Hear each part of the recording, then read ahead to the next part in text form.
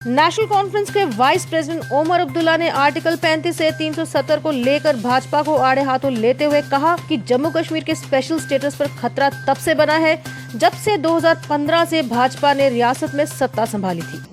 हम लगातार काफी अरसे से ये कहते आ रहे हैं कि जम्मू कश्मीर की जो शनाख्त है, जो पहचान है, जो खसूसी पोजीशन है, उसको बहुत ज़्यादा खतरा है।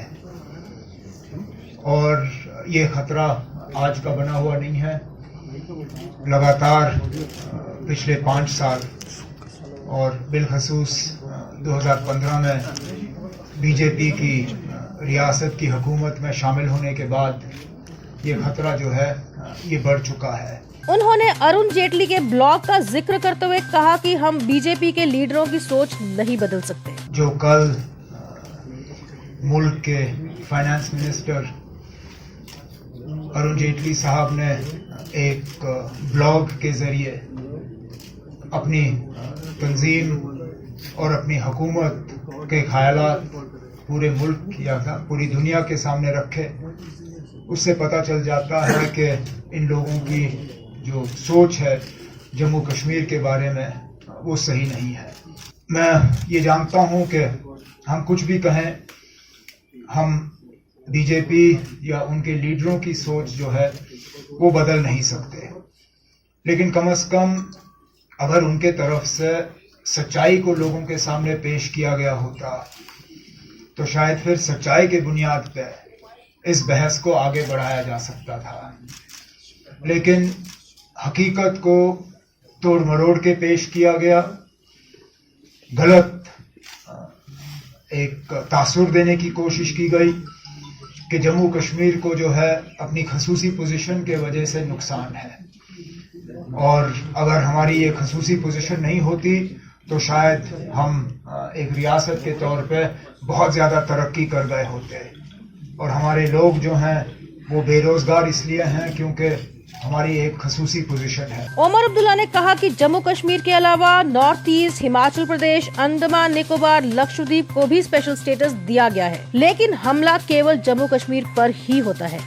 जम्मू कश्मीर एक लौता रियासत नहीं है इस मुल्क में जिसकी एक अपनी पहचान या अपनी एक खसूसी पोजीशन है। इस तरह के और रियासतें हैं, उन रियासतों को भी इसी मुल्क के आइन के तहत वो दर्जा दिया गया है, वो खसूसी पोजीशन दी गई है, लेकिन उसका जिक्र कोई नहीं करता। चाहे वो नॉर्थ ईस्ट की रियासतें हो, चाहे वो हिमाचल प्रदेश हो, चाहे वो अंडमान निकोबार हो, चाहे वो लक्षद्वीप हो, हम गिन गिन के रियासतों के नाम यहाँ पे दोहरा सकते हैं जिन रियासतों को आइन के तहत एक खसूसी दर्जा दिया गया है। लेकिन जब हमला होता है तो सिर्फ जम्मू कश्मीर की खसूसी पोजीशन पे हमला होता है।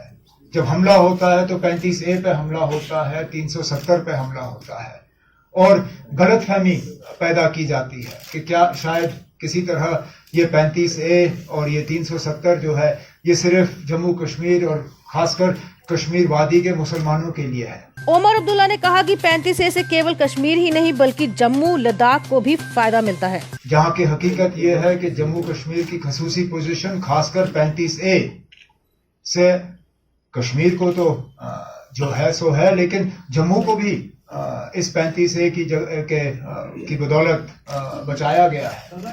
लद्दाख लेह करगिल को भी 35A से बचाया गया है। और हकीकत यह है कि सियासत को अलग रख के अगर जम्मू के लोगों से बात की जाए, लेह के लोगों से बात की जाए, करगिल के लोगों से बात की जाए, तो वो चाहते नहीं है कि ये प्रोटेक्शन जो 35A के तहत उनको दी गई है, जो 35A के तहत उनको बचाया गया है, वो चाहते नहीं है कि ये उठे। उन्होंने कहा कि सन 1989 से पहले भी यहाँ 35A था, लेकिन उस समय जम्मू कश्मीर की GDP पूरे मुल्क में सबसे अच्छी थी। अगर आप देखें तो 1989 से पहले जम्मू कश्मीर को इस मुल्क के सबसे ज्यादा फास्टेस्ट ग्रोइंग स्टेट्स में गिना जाता था। हमारी स्टेट GDP जो है वो बाकी रियासतों से उसका मुकाबला किया जाता था। कोई ऐसी इंडस्ट्री नहीं थी जो जम्मू कश्मीर में पाई नहीं जाती थी।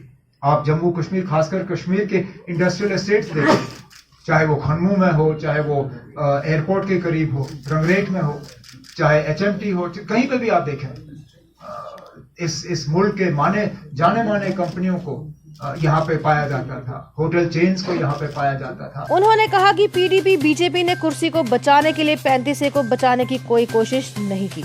اگر آج یہاں پہ ہوٹل نہیں ہے وہ 35A کی بدولت نہیں ہے, وہ مودی صاحب کے کارناموں کی بدولت. اگر مودی صاحب نے اس ریاست کو صحیح سلامت رکھا ہوتا, اگر مودی صاحب نے اس ریاست کو جن حالات میں 2014 میں پہلے UPA نے مرکز کے حوالے اور پھر نیشنل کانفرنس نے PDP کے حوالے کی تھی, اگر اسی کو مینٹین کیا گیا ہوتا تو آج ہم اس سے کئی گنا زیادہ ترقی کر گئے ہوتے.